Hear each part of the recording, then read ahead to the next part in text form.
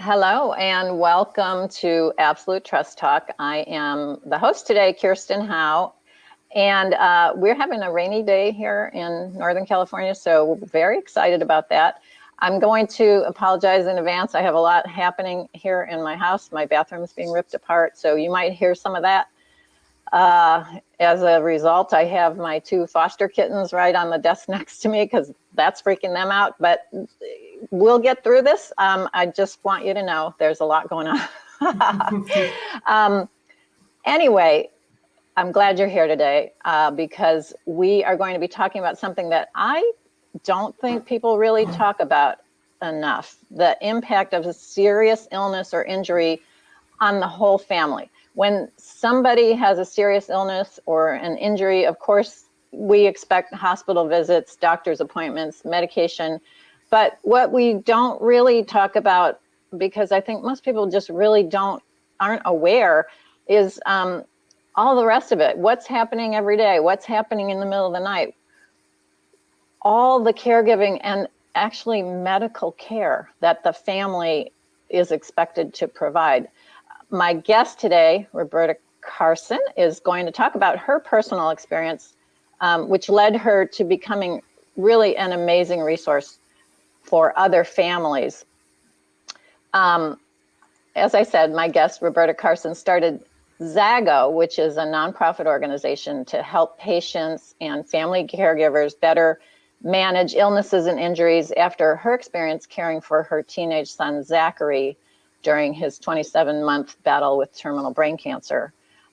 Roberta very astutely realized that patients and families urgently need practical, easy to use information and tools. And so as a result, she founded Zaggo and developed her unique award-winning ZaggoCare system. I love that word, system, to help patients and family caregivers manage really any kind of medical condition, including dementia, which is near and dear to my heart. Many of our clients are dealing with that in their families. Zaggo is a charitable organization, and 100% of the profits from the sale of her ZaggoCare system, which we will talk about a little bit later, are donated to innovative brain tumor research in memory of Zachary. So, Roberta, thank you so much for being here and welcome. I'm so happy to have you. Thank you, Kirsten. I'm thrilled to be here. As I said, all of this really flows out of your experience with your son, Zach. So maybe we should start with you giving a little of that background. Talk to us about your journey with him. Well, Zachary was a healthy 17-year-old boy who had no history of physical problems, who developed a few little headaches here and there, but didn't seem so sick. And then he rapidly degraded and was just having a lot of head symptoms, headaches, and some other things. And we took him to the pediatrician, who decided to do an MRI. And before we got home as we were walking in the door, the phone was ringing, "Please come in." And we found out that afternoon that he had a brain tumor. The next day we were meeting with specialists. We found out that he had what's called the DIPG, which is the deadliest of all pediatric cancers, and started treatment the next day. Oh, wow. Okay. That's intense. and you were given a prognosis at that point, or pretty early on there? Yeah, so we found out on Wednesday that he actually had a brain tumor, but our pediatrician, like any other pediatrician, doesn't know that much about brain tumors and Sure. Can't make decisions about treatments and whatnot. So the next day we saw a pediatric neuro-oncologist who told us about the diagnosis and told us that if Zachary did not receive treatment, he would only live for another 4 to 6 weeks. And that overall, the survival rate for children with this tumor is somewhere between 2 and 5%. So it was grim, to say the least. Okay. And as I said in my introduction, you had 27 months with him. So there was treatment. You elected to go down the treatment path rather than just not pursue that. Yeah. Okay. So let's talk about that, that experience. You made a transition there, from being a mom of a teenage son to now being a caregiver. Right. Overnight, immediately. I mean, Yeah. it was just Yeah. shocking to, have this child who was healthy a week or two before and now is dying. And, we're thrust into this world. They're using terms that we cannot understand. Even the name of the tumor, I had to write it down. And for the first few days, when people are asking me, I had to read the piece of paper. I couldn't remember how to pronounce it or what the words were. And we were told there was no known treatment, but he could try a clinical trial. And the doctor describes the 3 medications that are on trial, the pros and cons, and asks us which one to choose. Oh, wow. Which we didn't even understand what he was talking about. How could we possibly decide? Yeah. How can you make a choice like that? Yeah. Yeah. So, But you did.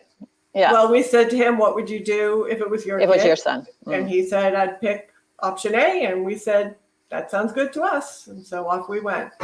Okay. And so then the rest of the story is long and not.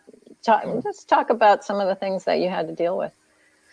Well, like many people who are dealing with cancer, at first you have a lot to get used to, but then it becomes sort of your new normal. Zachary had 30 days of radiation and started chemo, and he was started out with a chemo pill, not an infusion, so he took it every day. And he had MRIs every 6 weeks and doctor's appointments even more regularly than that. And, it just threw us into a tailspin, because not only were we so sad and emotional that our child had a terminal illness, but also just overwhelmed by what that meant for us in terms of making hard decisions and trying to learn all these different things about what it meant for him and what medications and when to take them, and started seeing all these specialists. Like many people with cancer, you start out with the cancer, but then the drugs are so toxic that you end up with all these secondary health problems. Okay. And then you're pursuing treatments or remedies to address that in addition to the cancer. And so it just kind of becomes a matrix of of things that you're trying to figure out. Yeah, and specialists to see, and then you're taking a medication for one side effect, and then of course that medication gives you another side effect. And Zachary started on a chemo pill, and by the time he died, he was on like 22 medications, and all the other ones were treating side effects. Oh my! Only one was for the cancer itself. Oh my goodness. Okay. So now you one of the things that you said when you and I were talking off mic earlier was that you started out, going to these doctor's appointments with Zach. Of course, he was a minor at the time. He was only 17, so you had to be there. And you would sort of write little notes on slips of paper that you found in your purse, probably. Yeah. and at some point, I think pretty early on, you realized, I got to get more organized than this. Actually, I wish I could say that I realized it. I had, you're so overwhelmed when this happens to you. You literally can't function. You can't do anything. Your mind just stops working. So I had all these scraps of paper that we were using to take notes at appointments. And my sister said to me, "Why don't you have a notebook?" And I couldn't believe I hadn't thought of that. I'm like, I don't know why I don't have a notebook. I need a notebook, obviously. So I scrounged around, I found a notebook, I taped in all my little scraps of paper, and that became my go-to source of records. I used it to take notes at doctor's appointments, obviously, but also to keep track of things at home. Right, yeah. It's not just, I need to write down what the doctor is saying to us. Well, first of all, talk about that, and I personally can relate to that, and I'm sure everybody listening. You walk out of the doctor's office and well, I wish I would have asked this question, or did he say this or did he say this? And there might be a subtle difference, but it matters. So Oh, yeah, it really matters. Just writing down every word out of the doctor's mouth, I think, is probably valuable lesson. That's what you got to do, right? You have to write down as much as you can. And I would also recommend recording an appointment. And state laws vary, so I think it's always a good idea to ask the doctor, or just let them know, are you okay if I record this appointment? And many doctors encourage it because they want their patients to get the best care possible. And if you're not understanding or remembering what you've heard, it's hard to follow up correctly. Right. Yeah. So good record keeping, good note taking when you're listening to the doctor. And then also just sort of between doctor's appointments, keeping records about what's happening, what you are doing, what you are observing. I'm guessing that's a big part of it also. Yeah, we had to write down, any side effects he had, when he had a headache, if he was vomiting, any kind of symptoms. You had to keep track, because when you go to the doctor and they say, oh, how's it been this week? You don't want to say, well, I think he had a headache, but I can't even remember what day or when it happened. Was it right after the pill? Was, the chemo pill? Was it first thing in the morning? Like, these are important facts to have knowledge of when you go into a doctor's and not be guessing, so we just kept everything in our notebook, just took notes at home, at the doctor's, everywhere we went, writing stuff down. Well, and especially, as you said, each new medication caused its own side effects, but you got to have those records to establish that correlation, right? Did it cause the side effect? Well, it happened an hour later. I think that's probably the case. But without the record, you can't even share that with the doctor. Right. And importantly, people assume that doctors on your medical team, because you often have specialists when you're dealing with a serious illness, people assume that every doctor has a record of what medications you're taking and when you take them and your testing results, and they don't. And that's where keeping notes and keeping records is so important, because when you go to a specialist, you have to be able to tell them why you're there. And we learned that the hard way. So the first specialist we saw was a cardiologist, and he said, why are you here? And I was like, you don't know? Like, nobody told you? And he's, no, so luckily I had all my notes. I'm like, well, let me flip back and look through these records. Oh yeah, he had this test. The doctor's worried about that, so he thought we should come and see. So it's so important to be, engaged in the process and take good notes and keep all the documents organized, because you're the one who is in charge of this process. Nobody is overseeing this for you. You have to do it yourself, or for a loved one. Yeah, and you were called upon to do things that, really border on at least practicing nursing care, as opposed to maybe not being a medical, not being a physician, not practicing medicine without a license. But you were doing what an RN would have done at home, is what I've heard from you.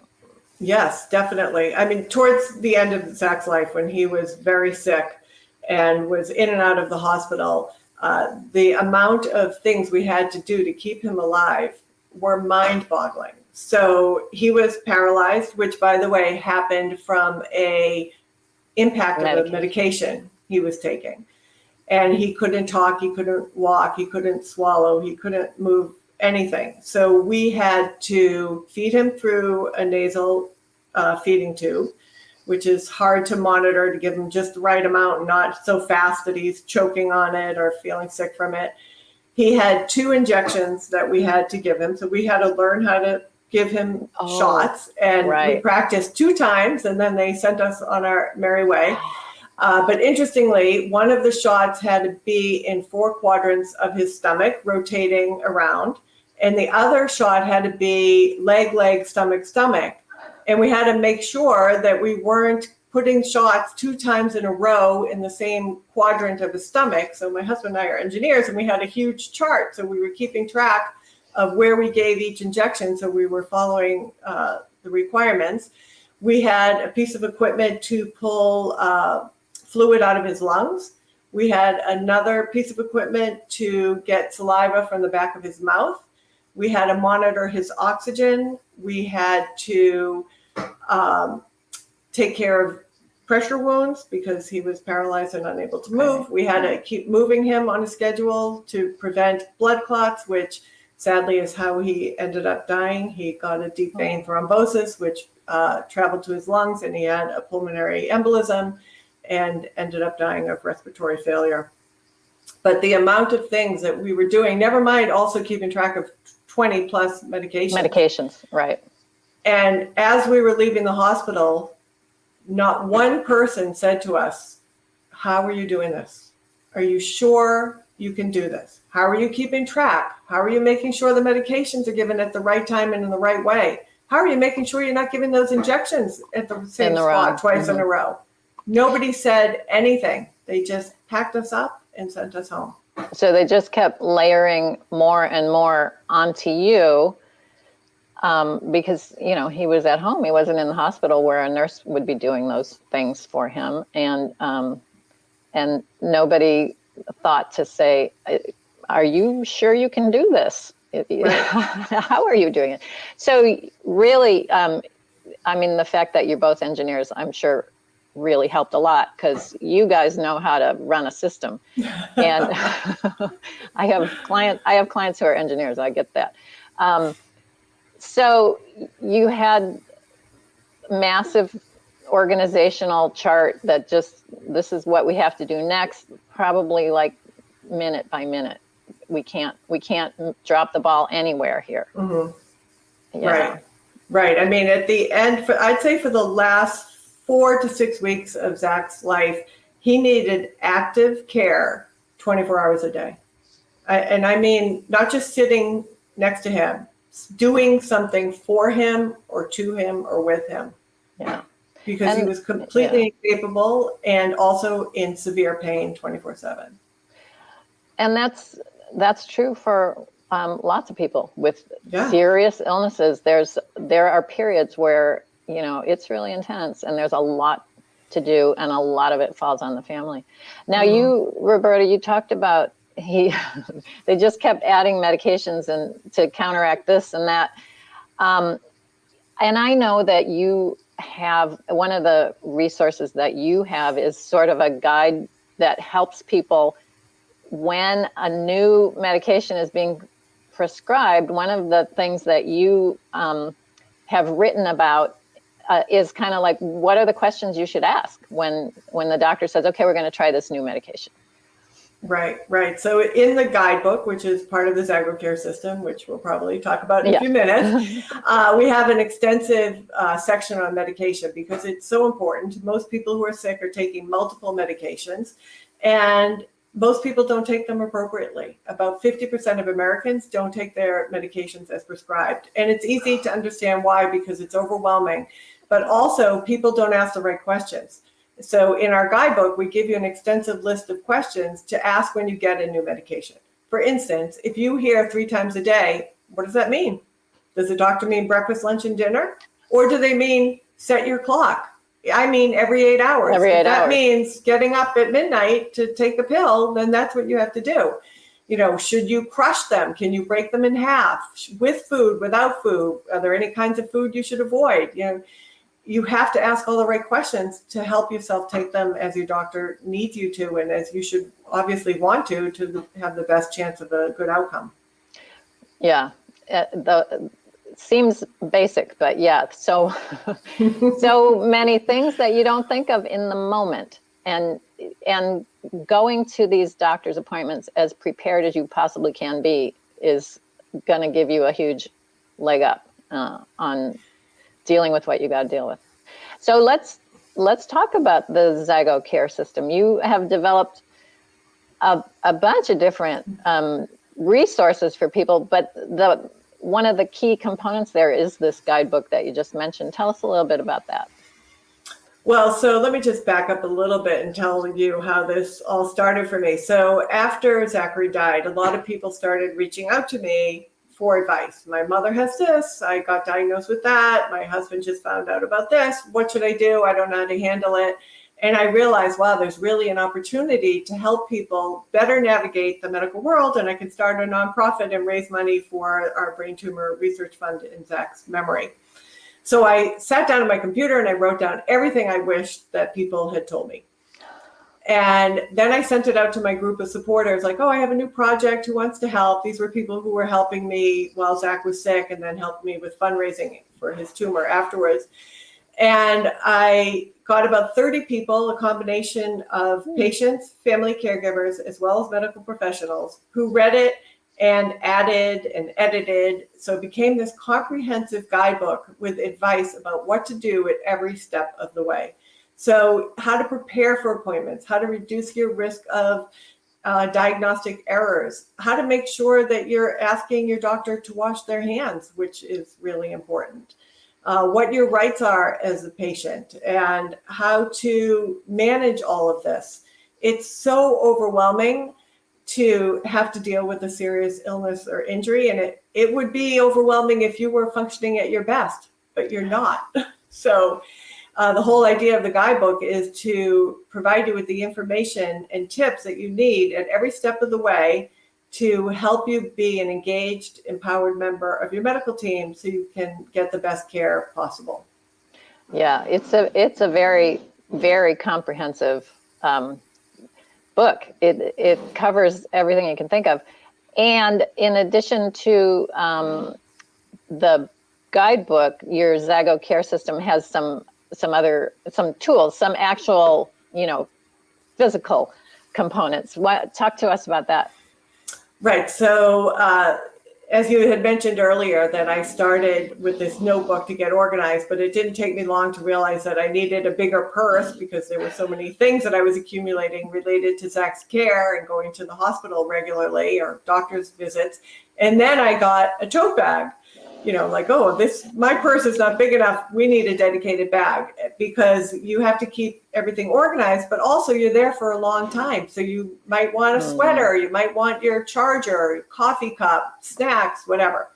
So the ZaggoCare system is based on my experience. So the whole thing comes in a big tote bag. It's big enough for all of our organizational tools that we provide, but also roomy enough that you can put in all your personal care and recreational items, whether it's a book or a magazine or your iPad or what have you. And inside we have a notebook, which we discussed, but we also tell you in the guidebook what kinds of things to keep track of and write down. Yeah. And then we have an accordion file where you can keep all your documents well organized, because even in this digital age, there's a lot of paper in medicine. You're still getting a lot of handouts. Yes. Yeah. Test results and, clinical trial information and nutritional guidelines and PT instructions. There's still a lot of paper in medicine. And then we have a little business card case, and I recommend that everybody get a business card, although you can obviously also keep them in your phone. But if your battery dies or you lose your phone or you have a glitch, you don't want to, forget who your doctors are. What is my doctor's name? Yeah. What's my doctor's phone number? Yeah. We had an emergency with Zachary. He took this chemo pill and it was part of a study. So he had to take it at the same time every day. And like within a 15-minute time zone. It was very strict. And we gave it to him one Friday night. Of course, these things never happen during a work day during the week. And like 20 minutes later, he threw up. So what do? I don't want to give him a second chemo pill, but what if I should? What do? I have to call the doctor. It's like 7:00 on a Friday night. I literally am freaking out so much I can't remember our doctor's name. Right. I'm like, what's his name? Thank God I had my card. You had the card. I pulled it out and I'm like, oh goodness, how could I have forgotten this? But when you're really stressed like that, your mind just shuts off. Anyway, so we have the business card case. And then the last item in the bag is a little pouch, for lack of a better term, where you can keep your pens and your personal items and, Kleenex or medication or whatever you have to just have everything handy. And then, of course, our guidebook as well. Right. And that's just, I guess, I mean, I think one thing that you discussed with me is that you were very careful always to put things back into the go bag. Right. Whenever, right. you know, if you got to take something out to work on something or look at it, put it right back, because you got to be ready to go. You just want to grab that bag as you're heading out the door and not have to think about it. It really a tremendous resource. And I'm going to remind you, folks at home, that ZaggoCare system, this is a charitable organization. Every bit of profit made off of those ZaggoCare systems goes to research on brain tumors in Zachary's honor, which is really quite admirable. And also the other thing I need to mention, Roberta is making available to our listeners one of her resources, 31 cancer management tips, which is, as I said, her ZaggoCare system is applicable to any kind of illness or injury. She happens to have dealt with cancer, and a lot of people deal with cancer. And so this resource that she's making available just for our listeners, really fantastic. You'll be able to find that in the show notes on our website in about a week. It takes us about a week to get all that up on the website. So Roberta, thank you very much for that. Now, I just wanted to ask you, you went on this long journey with your son, and a lot of it was, some of it was really rough and some of it was really arduous. Did you ever get to a point where you thought, well, I don't know, should we be doing this? What are we doing here? Do you mean in reference to treating him for the cancer? Yeah, I mean, at some point, is it like, should we keep treating or should we just go down the other path? Well, actually, for us, it wasn't a choice because Zach was on clinical trials. And if you reach a certain point, they take you off the medication. So at the end of Zach's life, he wasn't being treated for the cancer. He stayed on the 20 plus medications for all the side effects and the numerous problems he was having, but we had no choice. He had to come off treatment. Oh, okay. I got it. I'm so sorry for your loss. I don't think I said that in the beginning, but it did lead to this really wonderful thing that you're doing, and I guess that's your silver lining. I do have to break away for a second because we have our Ask Kirsten segment of the podcast. So this is a question that was sent to us by email from somebody in cyberspace who has a question. If you have a question, you are welcome to send it to us by email. It's info@absolutetrustcouncil.com, and you send your question, you might get an answer on the air. So my question today, my dad is 74 in a skilled nursing facility and receiving Medi-Cal benefits to help pay for that. My mom says they were told they don't need to do any further estate planning because really their only asset is their home, which is exempt under Medi-Cal. Is that right? That is a really good question. So the answer is not really. That's not really right. You're right. The asset is exempt from Medi-Cal, meaning it doesn't disqualify you from Medi-Cal. But most people are concerned about what we call estate recovery, meaning after you die, the state of California expects to be paid back for all the Medi-Cal services you received. And the way to avoid that is by not having a probate estate, meaning you have to do estate planning, you have to set up a trust, the trust would own the home, and then it would pass to the children on on death rather than to the state of California. So very important for folks on Medi-Cal, even if they feel like they don't have any assets, very important for them to at least think about doing estate planning. Okay, that's the Ask Kirsten segment. And I'm back now with Roberta. So, and you have become really, in a way, something of an evangelist about this, like you want people to know that this is hard and you need to be prepared. And so the Zaggo system is available. It's the guidebook. It's all of those things that we talked about. And in addition, I know you have a blog. You put blog posts up with amazing regularity. I'm very impressed. Talk a little bit about your blog. Yeah, I do post a new blog every week. We post them on Mondays. I have almost 200 blog posts written and posted now. They are on a variety of topics of interest to patients and family caregivers, a wide range of topics, everything from what is sepsis to how to avoid infections in the hospital to how to communicate better with your doctor and what's a DNR, and just a wide range of topics. And they're research-based, but easy to read with easy to follow tips. Yeah. So if you're looking for any kind of resource in this vein, it's ZaggoCare.org is the website. Check it out. It's just full of amazing things. And one of the things, Roberta, that I know you said to me is a lot of a certain percentage of the folks who get your ZaggoCare system are getting it for other people. Right.